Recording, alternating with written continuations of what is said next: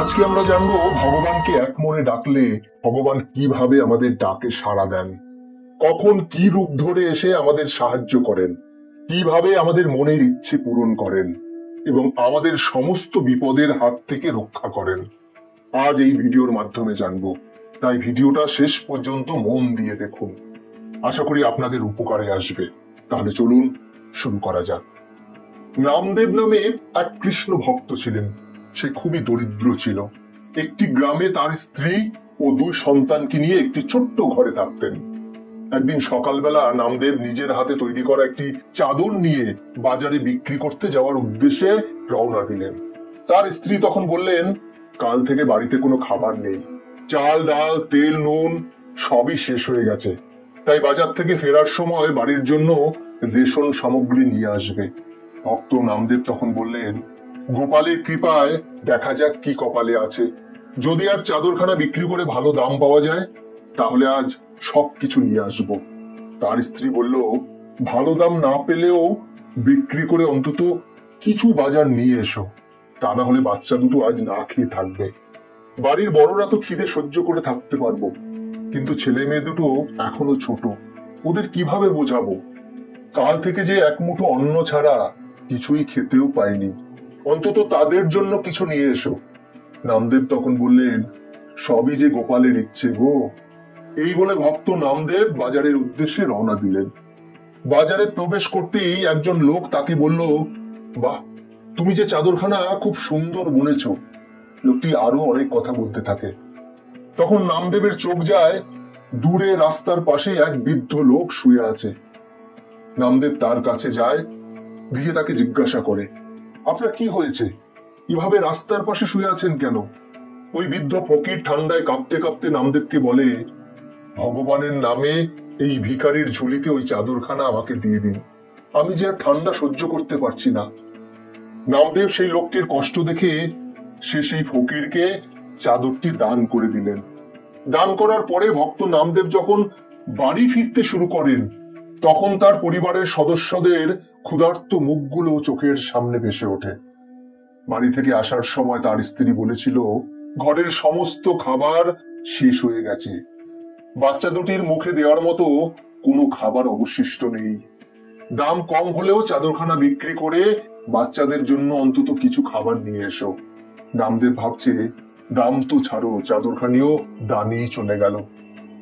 এবার ভক্ত নামদেব রাস্তায় যেতে যেতে একটি গাছের ছায়ায় বসে পড়লেন আর মনে মনে বলতে লাগলেন, সবই যে ভগবানের ইচ্ছা। যখন তিনি নিজেই সমগ্র সৃষ্টির সারমর্ম পূর্ণ করেন তখন সে আমার পরিবারেরও নিশ্চয়ই খেয়াল রাখবেন। এরপরেই ভক্ত নামদেব তার গোপালের ধ্যানে মগ্ন হয়ে পড়েন। এদিকে তখন একটি মাঝবয়সী লোক নামদেবের কুঁড়ে ঘরের দরজায় এসে কড়া নাড়লেন। বাড়িতে কেউ আছেন? নামদেবের স্ত্রী তখন ঘরের ভিতর থেকে জিজ্ঞাসা করলেন, কে আপনি? কাকে চাই? এবার বাইরে থেকে লোকটি বলল, আচ্ছা, এটা কি নামদেবের বাড়ি? ভেতর থেকে নামদেবের স্ত্রী বলল, হ্যাঁ, এটাই নামদেবের বাড়ি, কিন্তু আপনি কি কিছু সাহায্য চাইছেন? ঘরের বাইরে দাঁড়িয়ে লোকটি এবার ভাবতে লাগলেন, নামদেবের পরিবার যে সত্যি ধন্য, তার ঘরে কিছুই নেই, তবুও সাহায্য করার জন্য অন্তরে তার কৌতূহল জেগে উঠেছে। লোকটি বলল, দরজা খুলুন মা। নামদেবের স্ত্রী বললেন, কিন্তু আপনি কে? লোকটি তখন বলল, নামদেব যেমন গোপালের সেবক, একইভাবে আমিও যে নামদেবের সেবক। এই রেশন আর সমস্ত কিছু প্রয়োজনীয় সামগ্রীগুলো রেখে দিন। এবার নামদেবের স্ত্রী দরজা পুরোপুরি খুলে দিলেন। এরপর বাড়িতে এত রেশন আসতে শুরু করে যে নামদেবের স্ত্রী অবাক হয়ে যায়। তার ঘরে এত পরিমাণ রেশন আসতে শুরু করে যে ঘরে থাকা মানুষগুলিরও হয়তো থাকার জায়গা কম পড়ে যাবে। নামদেবের স্ত্রী তখন ভাবতে লাগলেন, তার স্বামী এত জিনিসপত্র পাঠিয়েছেন। তিনি অবাক হয়ে বললেন, আপনি ভুল করে অন্যের জিনিসপত্র আমার বাড়িতে নিয়ে আসেননি তো? লোকটি তখন বলল, না না, আমার কোনো ভুল হয়নি। আসলে আজ নামদেবের হাতে তৈরি করা চাদর যে সত্যিকারের সরকারই খুব ভালো দামে কিনে নিয়েছে। নামদেবের যতটা সামর্থ্য ছিল সে তা করে দেখিয়েছে। এবার আমার সরকার যে তার সামর্থ্য দেখাবে, তাই এখন আমার সরকারের যতটুকু সামর্থ্য আছে তা সে পরিশোধ করছে। বাড়িতে কোথায় কোথায় ফাঁকা জায়গা আছে বলে দিন। নামদেবের বাড়িতে যে এবার সবকিছু আসতে চলেছে। এদিকে সন্ধ্যা নামতে শুরু করেছে।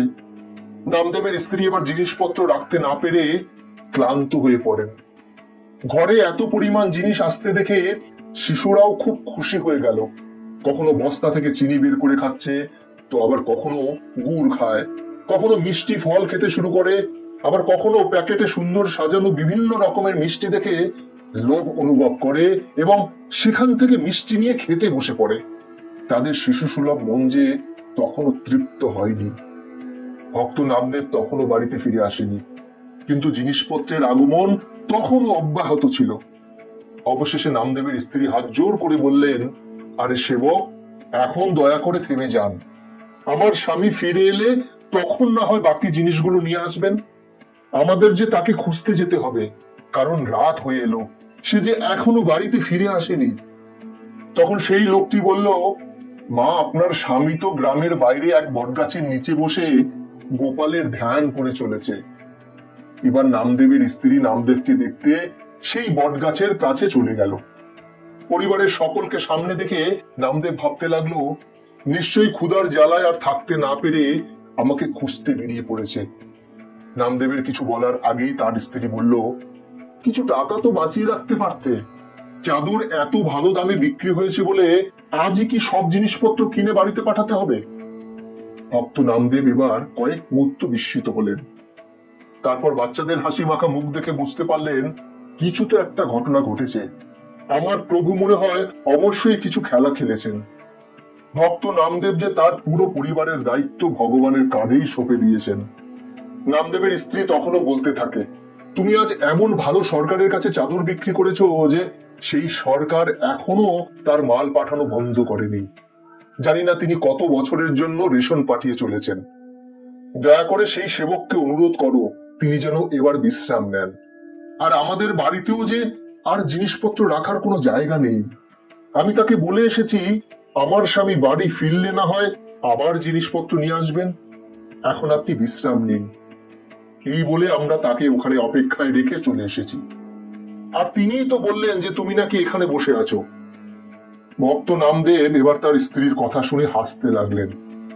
তিনি বুঝতে পারলেন যে সেই ঠান্ডায় কাঁপতে থাকা বৃদ্ধ লোকটি ছিল স্বয়ং ভগবান শ্রীকৃষ্ণ, এবং তিনি এত জিনিসপত্র বাড়িতে নিয়ে এসেছেন। এটা তারই মহিমা। নামদেব এবার তাড়াতাড়ি করে বাড়ির দিকে রওনা দিলেন। বাড়ি ফিরে এসে দেখে ঘর ভর্তি জিনিসপত্র, কিন্তু কোথাও কোনো মানুষজন নেই। সেই লোকটিও উধাও। নামদেবের স্ত্রী বলল, দেখো তোমার সরকার কত জিনিসপত্র পাঠিয়েছেন, এ দিয়ে তো আমাদের অনেক দিন চলে যাবে। এবার নামদেব বলল, আমার সরকারই যে এমন, তিনি যখন দিতে শুরু করেন তখন সমস্ত গ্রহণকারী নিতে নিতে ক্লান্ত হয়ে পড়েন। তার যে উপহারের কোনো শেষ নেই গো। উনি যে সত্যিকারের সরকার, আমাদের সবার সরকার, আমার সরকার। নামদেব হাত জোর করে ঠাকুরের উদ্দেশ্যে বলেন, জয় শ্রীকৃষ্ণ। তোমাদের যদি এই ভিডিওটা ভালো লাগে থাকে তাহলে অবশ্যই একটা লাইক করে দাও, আর এইরকম ভিডিও পেতে গেলে আমাদের সাথে থাকো।